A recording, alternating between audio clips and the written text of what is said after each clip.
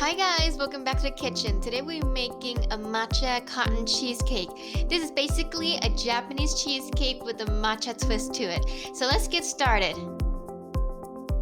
Okay, so first, over a medium-low heat, you're gonna melt together your butter, your cream cheese, and your milk.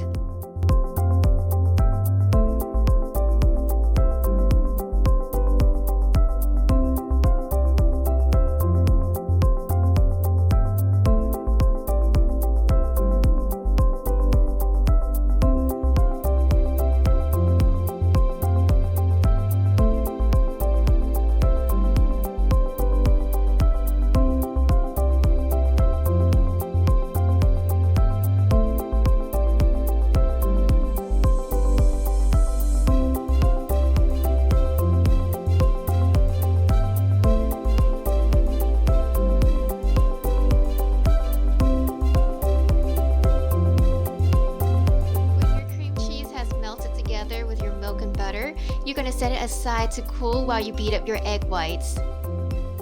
You want to beat up your egg whites until it reaches a stiff peaks, incorporating in tablespoon by tablespoon of sugar at a time.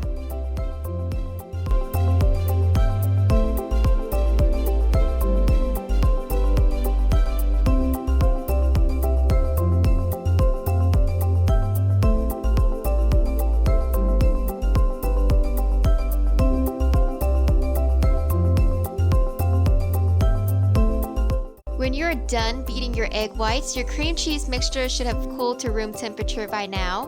What you're going to do next is add in your egg yolks into your cream cheese mixture.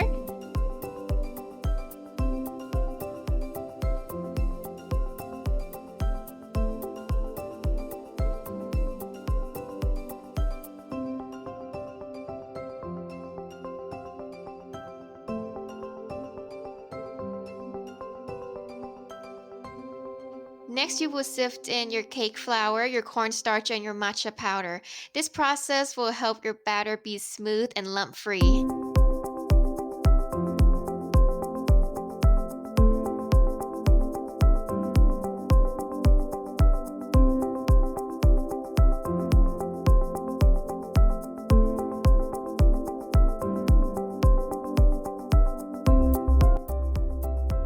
Once you're done mixing in your flour mixture, you can start on your egg whites mixture. I tend to fold in half at a time.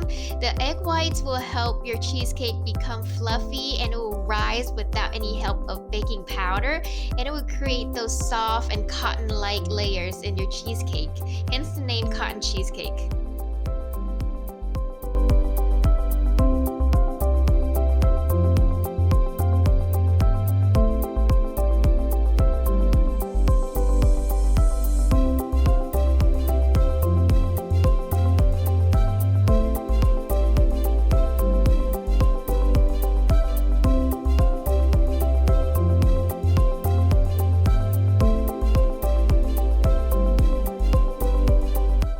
Once you fold in the remaining egg whites, your cheesecake batter should be extremely light, smooth, and fluffy, and the matcha green color is extremely vibrant.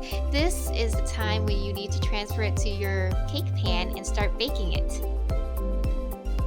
I am using a 6-inch cake pan that I line with parchment paper in the bottom, and I also grease the sides with coconut oil to make sure that the cheesecake does not stick.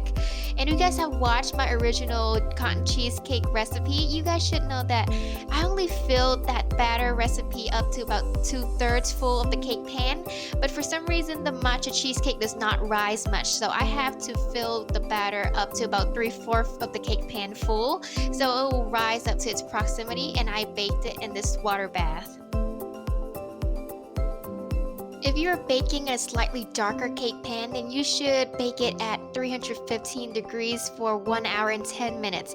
But if your cake pan is slightly lighter in color, then you should up the heat to about 325 degrees and bake it for the same time. Afterwards, if you have greased your pan properly, the cake will just slide right out. I usually use 2 plates and just flip the cake upside down and it will come right out. Especially if you have the parchment paper, you will get every single little bit of that cake. It actually does work better if you use a parchment paper versus just spraying your pan.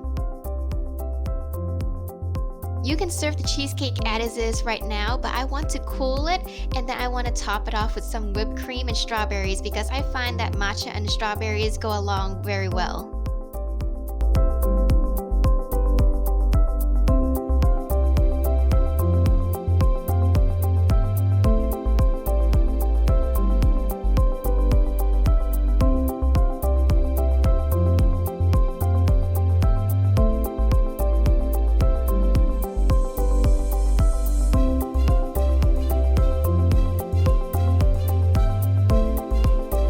I'm just gonna cut the cake into 8 equal parts and use some cupcake liner to hold and support the cheesecake, and it will look a bit more elegant and a lot like a fairy cake.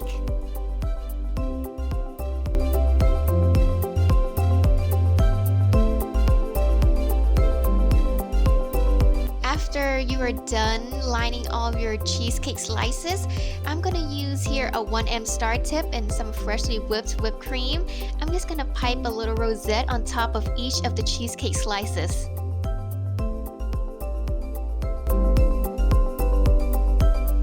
And lastly, just add a quarter sliced strawberry right on top of the whipped cream. And there you have a very decadent matcha cheesecake that is not only good for presentation, but also very tasty. And that is the end of my video. Thank you so much for watching, and please don't forget to leave a like below and hit the subscribe button. Thank you.